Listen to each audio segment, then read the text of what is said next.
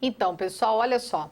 Daquelas teorias que nós vimos no bloco passado, as de conteúdo e as de processo, tem 3 teorias que são tradicionais. É o que eu preciso guardar, tá certo? 3 teorias tradicionais. E as demais? As demais você vai considerar como moderna. Até fica muito fácil para você guardar.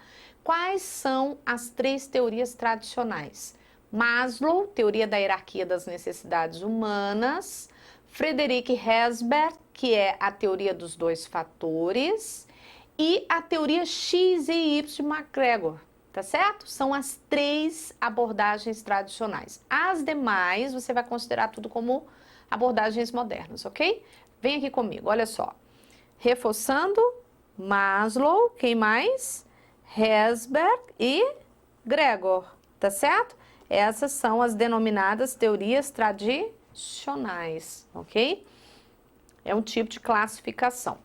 Das teorias de conteúdo, você já entendeu, são teorias mais estáticas, são teorias que descrevem os fatores que motivam. Esses fatores podem ser internos ou externos. Nós temos Maslow, Alderfer, Herzberg, Gregor, McLennan e Schutz. Nós vamos estudar cada um deles agora, começando com Maslow. Maslow desenvolveu a teoria da hierarquia das necessidades humanas, não é isso?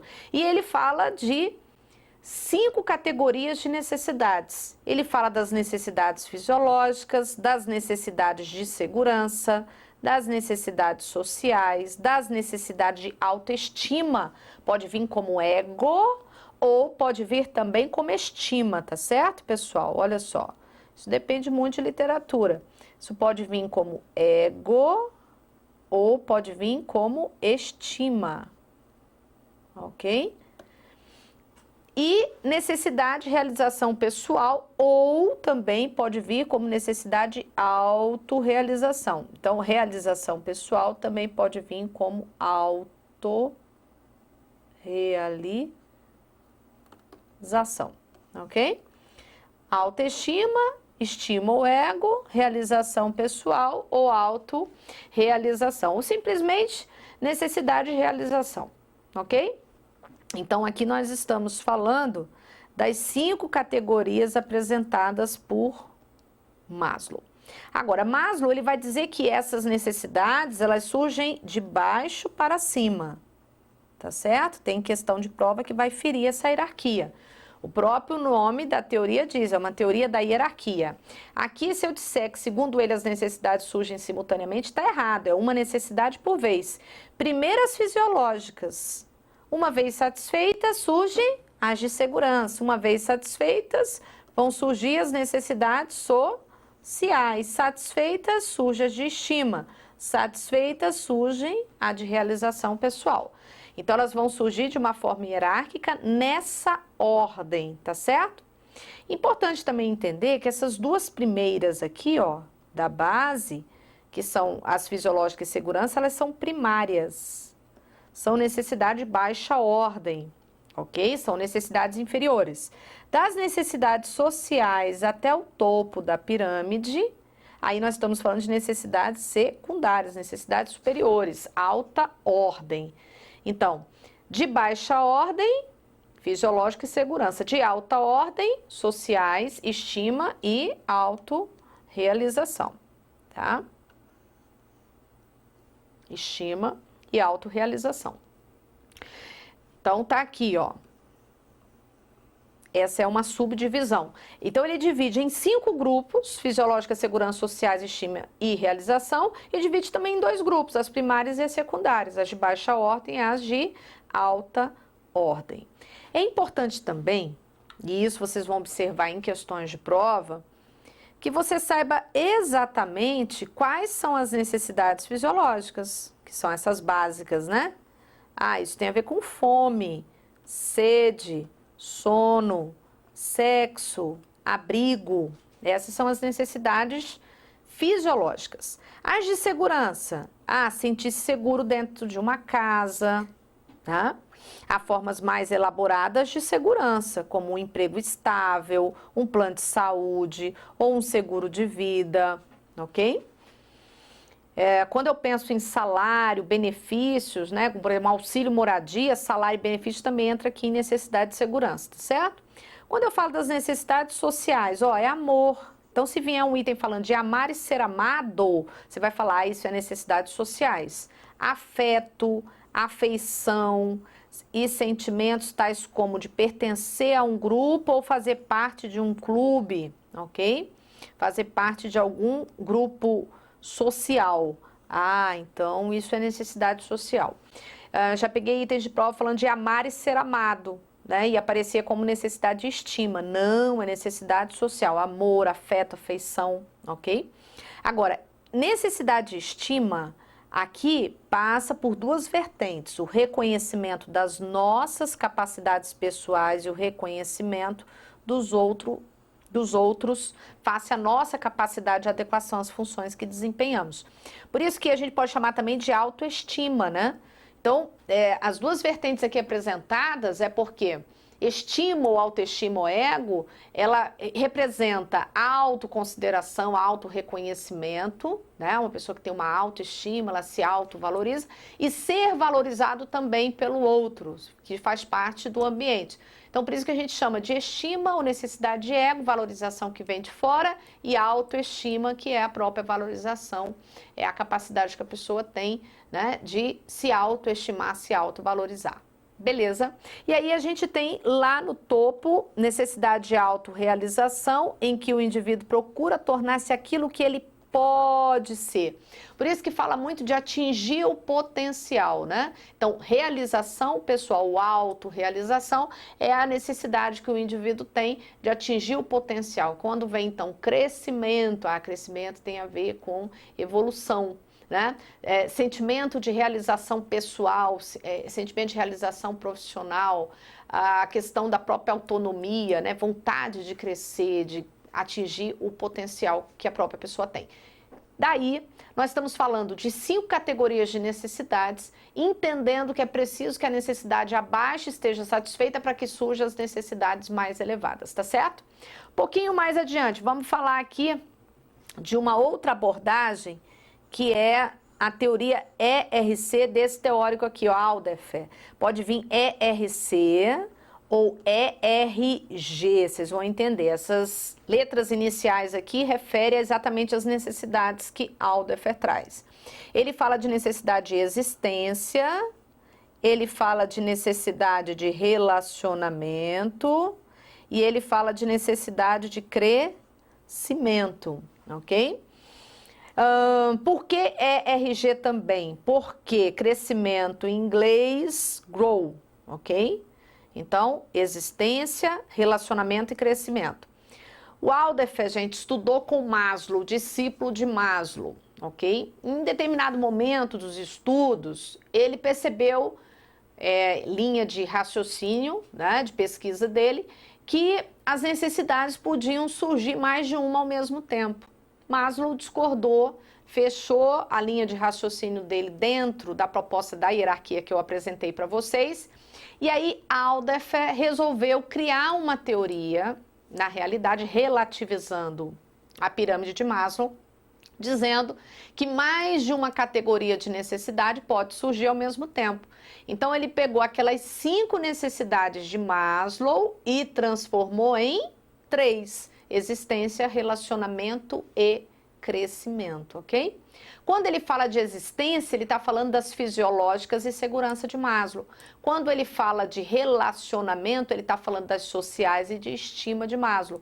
E quando ele fala de crescimento, ele está falando de estima e autorrealização ou realização pessoal de Maslow. Na realidade, o que ele fez? Ele zipou a pirâmide. Ele não está falando, agora é como se ele tivesse dado uma enxugada, né? Ele enxugou a pirâmide de Maslow, afirmando que as necessidades podem surgir mais de uma ao mesmo tempo. Por isso que a gente costuma dizer que ele flexibilizou, ele deu uma relativizada na linha de pensamento de Maslow, ok? Nessa perspectiva que eu estou trazendo aqui para vocês, ó, a literatura faz isso, ela compara, né, Maslow com Alderfer. Necessidades fisiológicas, segurança, as de amizade, que são as sociais, de estima e autorrealização. Observe que de existência fisiológica e segurança. No caso de relacionamento, amizade e estima, que são as sociais e de estima. E de autorrealização, de crescimento, como eu falei para vocês, que em inglês, aí você pode também chamar a teoria ERG. Aqui também eu posso associar estima, tá certo? Sem problema nenhum. Ele afirma que mais de uma necessidade pode surgir simultaneamente. Então, veja só, se o item vier, segundo Maslow, as necessidades podem surgir simultaneamente, o item vai estar errado. Se vier, segundo Alderfer, as necessidades podem surgir simultaneamente? Pode surgir simultaneamente, sem problema nenhum, segundo esse teórico. Só como mnemônicozinho para ajudar, olha só, Alderfer, ok? Quem tem fé, crê, né? Porque ERC de trás para frente fica crê, ok?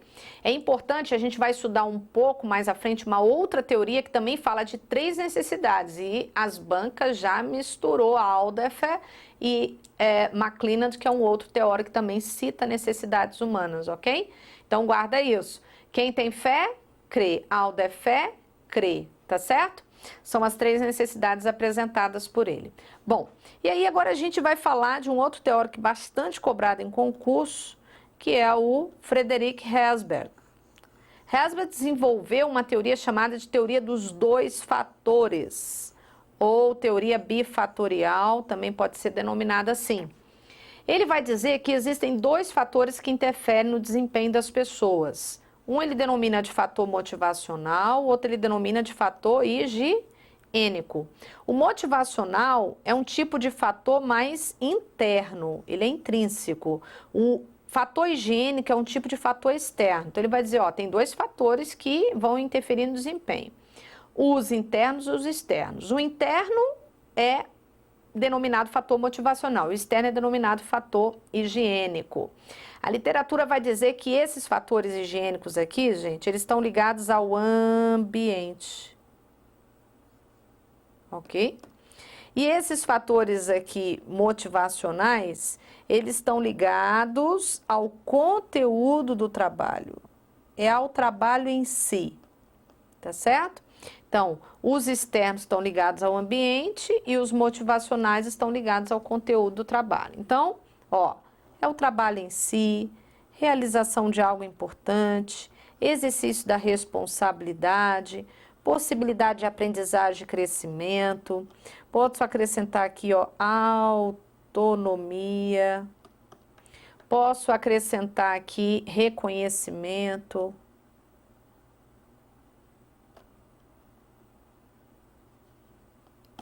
Posso acrescentar aqui desafios. Ok? Agora, quando eu falo dos fatores externos, ambiente, o estilo de gerência, né? O estilo de liderança. Posso falar de supervisão.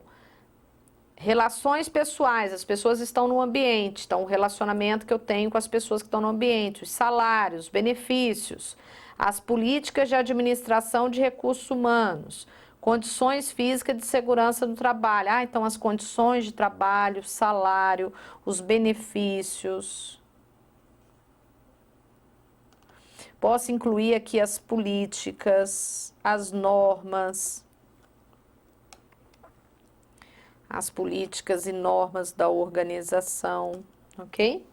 Então, isso tudo é fator ligado ao ambiente. Questão fácil sobre essa teoria, é você saber quais são os motivacionais e quais são os fatores higiênicos, tá, gente? Muito cuidado que é comum as questões trocar esses fatores.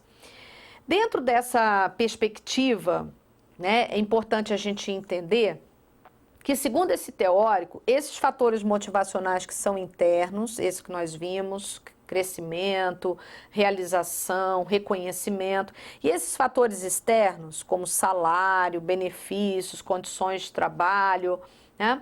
Esses fatores, eles vão interferir no desempenho das pessoas. Como? Podendo gerar satisfação ou insatisfação, ok?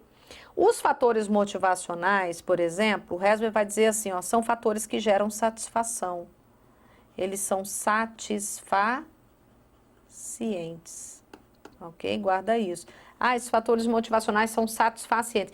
E esses fatores higiênicos, não, esses fatores higiênicos, eles geram satisfação? Se o item de prova diz, segundo Herzberg, os fatores higiênicos geram satisfação? Não, de jeito nenhum. Eles são fatores insatisfacientes. Eles não geram satisfação. Salário gera satisfação? Não, salário não gera satisfação. Mas pode gerar insatisfação? Pode gerar insatisfação, porque é fator higiênico. Esses fatores higiênicos são insatisfacientes. Essa palavra higiênico, ela representa prevenção, tá? Na realidade, o fator higiênico, ele tem a capacidade de prevenir a insatisfação, mas não gera satisfação, tá certo, pessoal? Isso é uma linha de raciocínio, você precisa também cumprir, é uma linha de raciocínio um pouquinho mais chata, um nível de detalhamento maior, mas que é relevante. Olha só, fator motivacional, se tiver presente na organização, em outras palavras, a organização te dá condições de a organização te dá possibilidade de realização, ela te dá desafios, te dá responsabilidades, reconhece o seu trabalho, você tem possibilidade de crescimento, de aprendizado. Ah, esses fatores motivacionais estão presentes na organização, eles estão presentes. Isso vai gerar o quê? Vai gerar satisfação no colaborador, ok? Mas se tiver ausente, olha só, você não tem possibilidade de realização, não tem possibilidade de crescimento, seu trabalho é um trabalho simplificado, enfadonho, não te desafia. Esses fatores motivacionais estão ausentes. Que tipo de sentimento vai ser gerado em você? Não satisfação, nenhuma satisfação, tá? Então, se ausente, não satisfação. E se presente? Ah, se presente vai gerar satisfação, ok? E fator higiênico? Como é que é fator higiênico? Fator higiênico gera satisfação? Não, não gera. Se esses fatores higiênicos estiverem presentes, em outras palavras, seu salário é bacana, tem benefícios, tem condições de trabalho, tem recurso, tem material, o relacionamento com o seu chefe, é tudo bacana.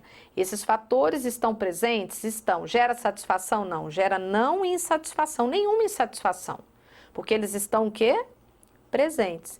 Mas se estiver ausente, seu salário é baixo, não tem condições de trabalho, o relacionamento com a sua equipe é muito ruim, esses fatores higiênicos estão ausentes. Qual é o sentimento que vai gerar? Insatisfação. Ah, então eu tenho fator que gera insatisfação e eu tenho fator que gera satisfação. Qual é o fator que gera satisfação? Os motivacionais. Quais são os fatores que geram insatisfação? Os higiênicos. André, fator motivacional pode gerar insatisfação? Não, segundo Herzberg, não. Fator motivacional ou gera satisfação ou vai gerar não satisfação. Ok, pessoal? Reforçando aqui uma linha de raciocínio lógico do teórico. Ele vai falar que esses fatores motivacionais ou gera satisfação, se presente, ou vai gerar não satisfação, nenhuma satisfação, se ausente. E esses fatores higiênicos? Ah, se presente, não insatisfação, nenhuma insatisfação. Legal, tem condição de trabalho, tem salário, tem benefício, e o relacionamento tá bacana, nenhuma insatisfação.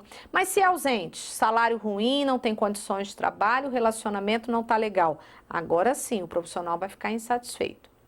Então, nessa linha de raciocínio, vamos aqui comigo. Eu posso estar satisfeita e insatisfeita ao mesmo tempo? Posso, segundo o Herzberg, eu posso.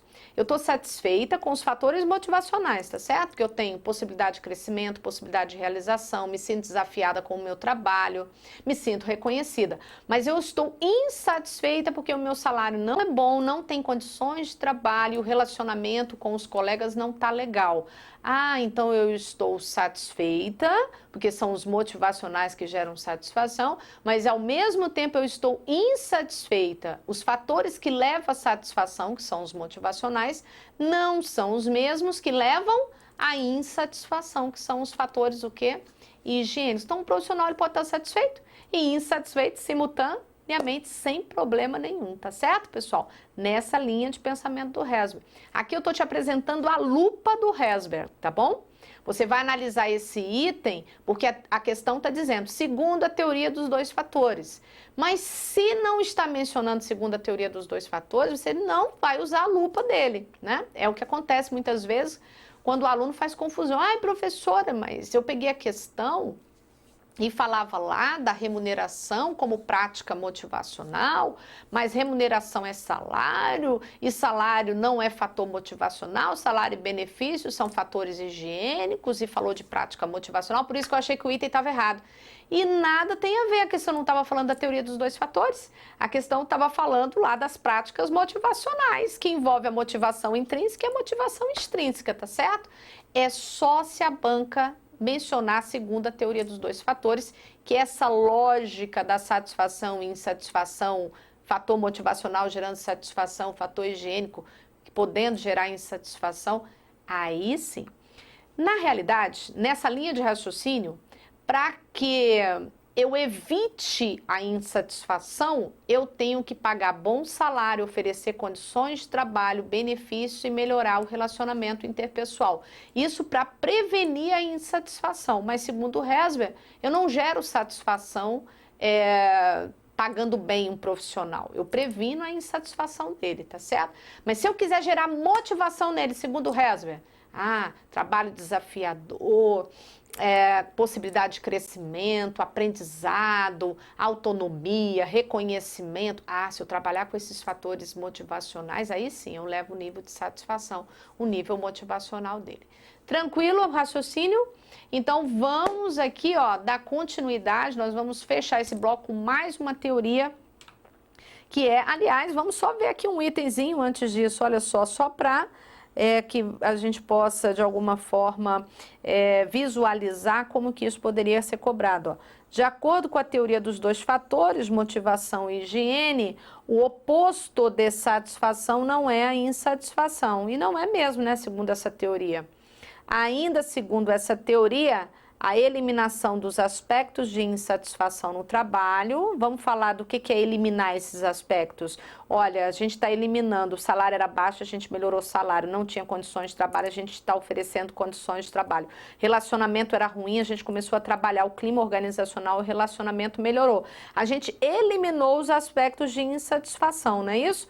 Não o torna necessariamente satisfatório. Claro que não vai tornar necessariamente satisfatório. Por que não? Porque esses fatores são os higiênicos e os higiênicos não geram satisfação, eles apenas previnem a insatisfação, só para exemplificar uma linha de raciocínio segundo essa teoria. Beleza, queridos? Mais à frente, então, olha só, enriquecimento do trabalho. Por que a gente vai falar disso agora? Porque isso também tem a ver com o Resber ainda, né? O Resber, ele vai dizer o seguinte: se quando você oferece oportunidade para o profissional de tomar decisões, quando você enriquece o trabalho dele com mais tarefas desafiadoras, atribuições, responsabilidade, você delega isso para o profissional, você enriquece o trabalho dele nesse sentido. E quando você delega, por exemplo, responsabilidade de maior nível de complexidade, que é o que a gente chama de enriquecimento vertical, isso eleva o nível motivacional dele, ok? Então o Resber diz, se a autonomia, desafios, responsabilidades é fator motivacional, então enriqueça o trabalho das pessoas. Vira e mexe, vocês vão pegar itens de prova falando. O enriquecimento do trabalho, ou o enriquecimento da função, o enriquecimento do espaço ocupacional. Você vai dizer, entendi, enriquecer o trabalho não é colocar dinheiro no bolso do colaborador, né? Não é aumentar o salário dele, é enriquecer em termos de desafios e responsabilidades. Você atribui mais atividades a essa pessoa, atribui mais responsabilidades a essa pessoa, atribui mais desafios a essa pessoa com níveis de complexidade maior. Isso vai elevar o nível motivacional, é uma prática, né? Então, falou de enriquecimento do trabalho, você vai entender, é uma prática motivacional que pode ser aplicada para elevar o nível de satisfação e motivação do colaborador. Então, vamos lá. O enriquecimento do trabalho constitui prática motivacional por meio da qual se expandem verticalmente as funções, desempenhadas pelos indivíduos, o que permite que eles controlem o planejamento, a execução, a avaliação de suas atividades e tarefas. Esse é o enriquecimento. Você expande, você adiciona verticalmente. Quando você fala de verticalmente, você está dizendo que são atividades de maior nível de complexidade. O profissional vai se sentir desafiado, ele vai ter mais controle, ele vai ter autonomia para planejar, para avaliar, para acompanhar as suas atividades, e isso tende a elevar o nível motivacional dele. Dessa forma, um item que trata o enriquecimento com essa definição, você vai dizer, opa, bacana, a linha de raciocínio é essa mesmo, tá certo? Lembre-se que é uma proposta do próprio Herzberg, tá certo? A partir dos fatores motivacionais identificados por ele. Pessoal, fechamos esse bloco, nós vamos voltar depois com mais abordagens, teorias ainda de conteúdo que nós estamos trabalhando, ok? Até daqui a pouco.